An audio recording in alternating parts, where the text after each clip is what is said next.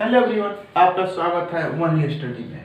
दोस्तों, मैं हूं सोनू शाह और हम पढ़ने वाले हैं केमिस्ट्री का पहला चैप्टर है सॉलिड स्टेट। ठीक है, और चालू करने से पहले मैं कहना चाहूँगा कि आप लोग चैनल को सब्सक्राइब कर दीजिएगा और बेल आइकन को जरूर दबा दीजिएगा ताकि कोई भी नया वीडियो डालूँ तो आपको इस नोटिफिकेशन चला जाए। अपने दोस्तों के पास शेयर जरूर कर दीजिएगा और उन्हें बता दीजिएगा।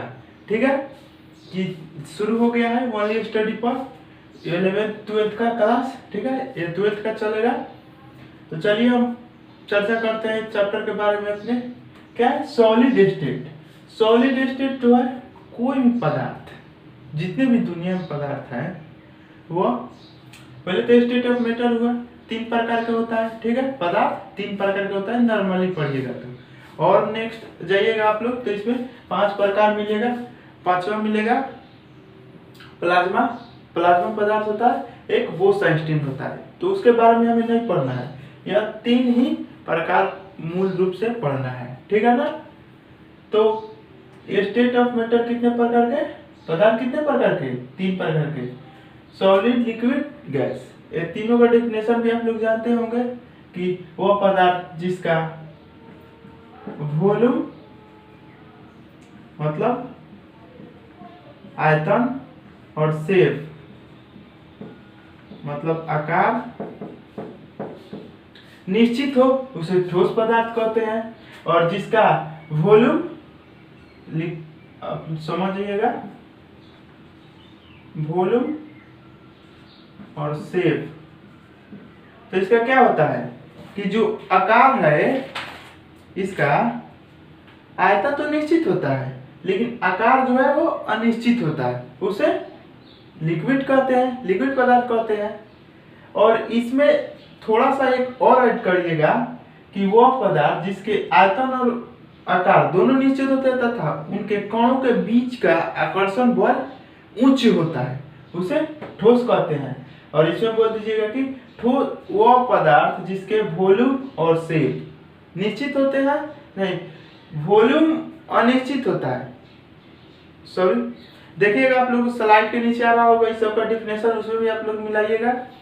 तो इसको क्या बोलेगा, वह पदार्थ जिसके आकार अनिश्चित होता है पर आयतन निश्चित होता है तथा उनके बीच का, परमाणुओं के बीच का गुरुत्वाकर्षण बल ठोस के तुलना में कम होता है परंतु गैस से अधिक होता है। ठीक है, तो 2 कणों के बीच का आकर्षण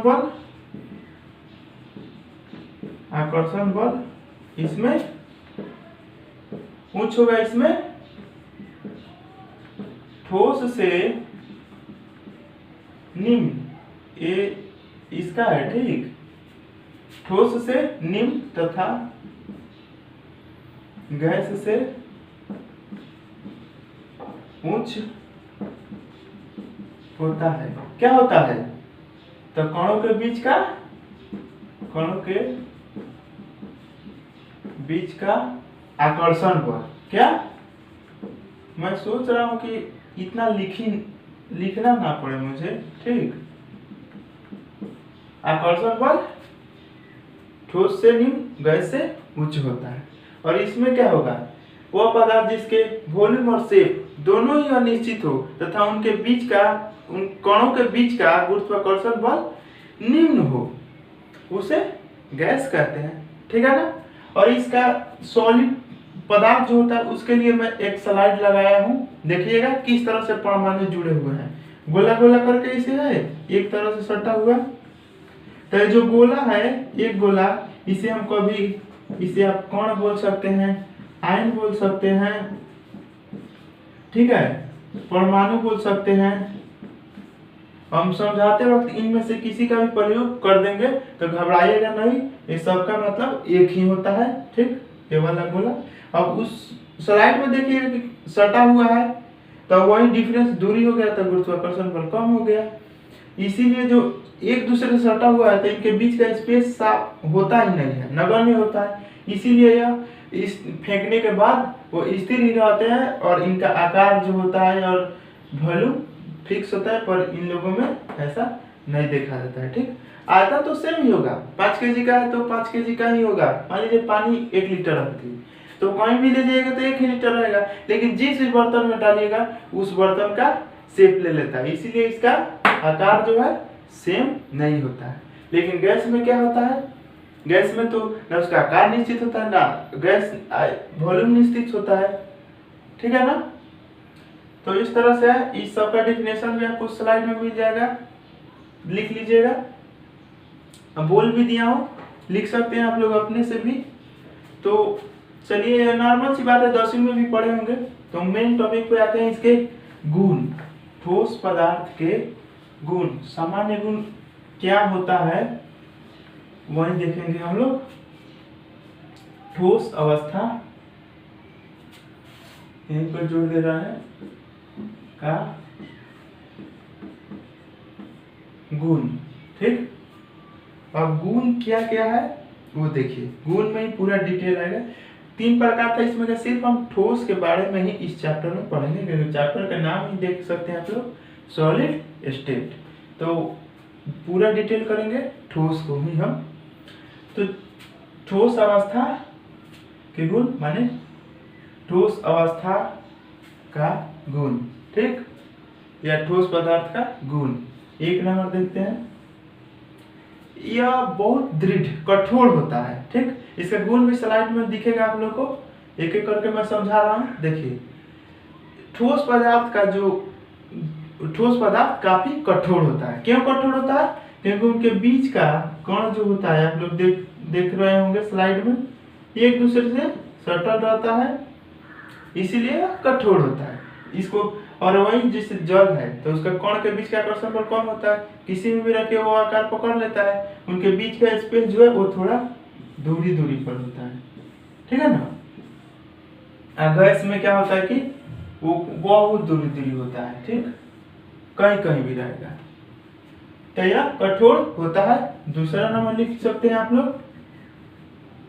दूसरा, यह आकृति इसका निश्चित होता है, ठीक, उसका आकार भी निश्चित था, इसका आकृति भी निश्चित होता है। यह एक गुण है, क्योंकि लिक्विड जो है अपना आकार बदल लेती है। गैस तो खैर उसका आकार ही नहीं हो, कुछ कहीं भी आकार उसका फिक्स नहीं है, तो इसका आकृति निश्चित होता है। यह लिख सकते हैं 2 नंबर में।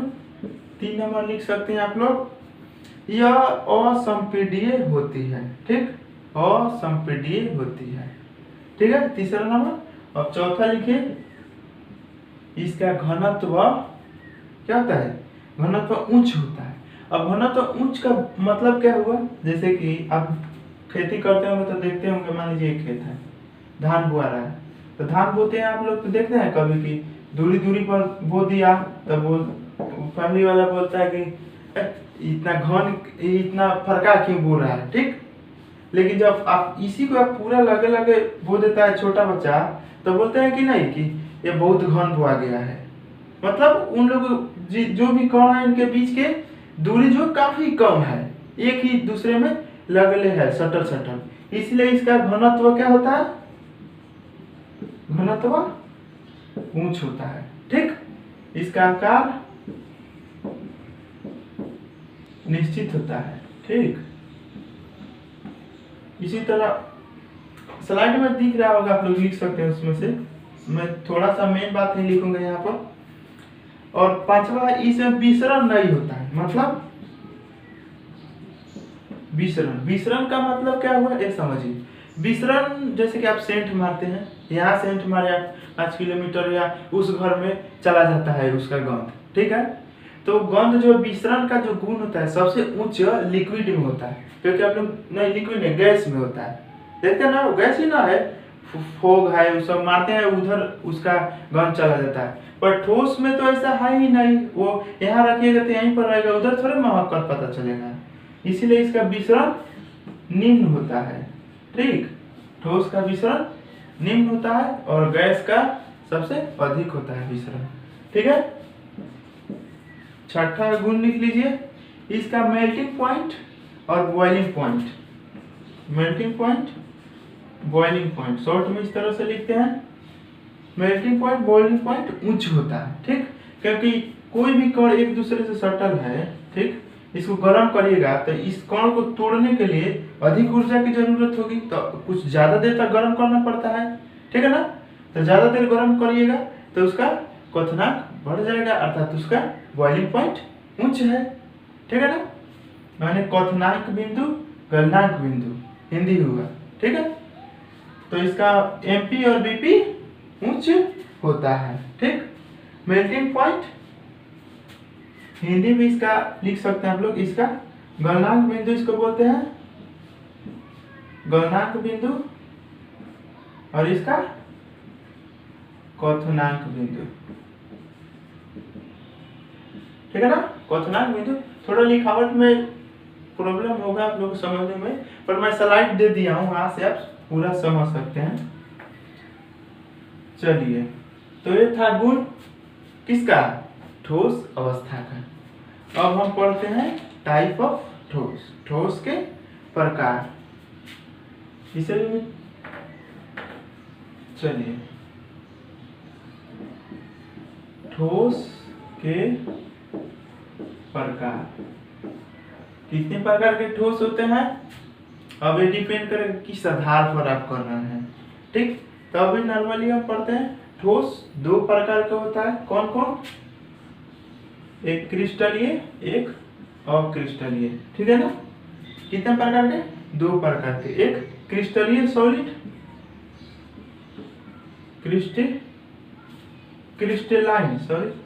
क्रिस्टलाइन सॉलिड, हिंदी में भी आप वही लिखिएगा इसको, क्रिस्टलीय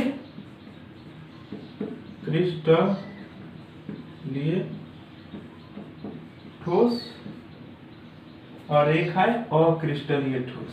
ठीक, इसे एम्फोर्मस पहले लिखते हैं, अक्रिस्टलीय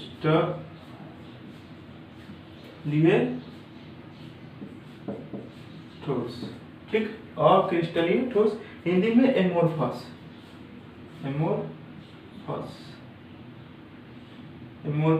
सॉलिड। ठीक है, एमोर्फस सॉलिड बोलते हैं इसे, एमोर्फस सॉलिड। तो पहले हम पढ़ते हैं क्रिस्टलीय ठोस का। ठीक, तो क्रिस्टलीय ठोस किसे कहते हैं, तो बोलते हैं कि वह ठोस, मतलब वह ठोस जिसके अवायवीय कण एक निश्चित क्रम में हो तथा उनके बीच का कण जो हो कुछ दूरी पर हो, और उसके साथ साथ इसका गलनांक निश्चित नहीं हो, उसे क्रिस्टलीय ठोस कहते हैं। ठीक, तो अब इसका उदाहरण में क्या आ जाएगा, जैसे कि रबर हो गया, प्लास्टिक हो गया। ठीक है, ये सब जो है क्रिस्टलीय ठोस के अंतर्गत आता है। ठीक है, इसका डिफिनेशन में देख लीजिएगा, स्लाइड में आ रहा होगा, और इसके बाद इसका गुण लिखते हैं। ठीक है, सॉरी, क्रिस्टलीय में है कि वह ठोस जिसके अवायवीय कण नियमित क्रम में होते हैं तथा इनका गलनांक निश्चित होता है, उसे क्रिस्टलीय ठोस कहते हैं। इसका डिफिनेशन होगा, ये रबर ऑफ इसका है। ठीक, हो जाएगा NaCl, HCl, जितने भी आ जाएंगे आपका केमिकल नेम, वो सब आ जाएगा क्रिस्टलीय ठोस के अंदर। ठीक है, तो इसका गुण लिख लीजिए आप लोग,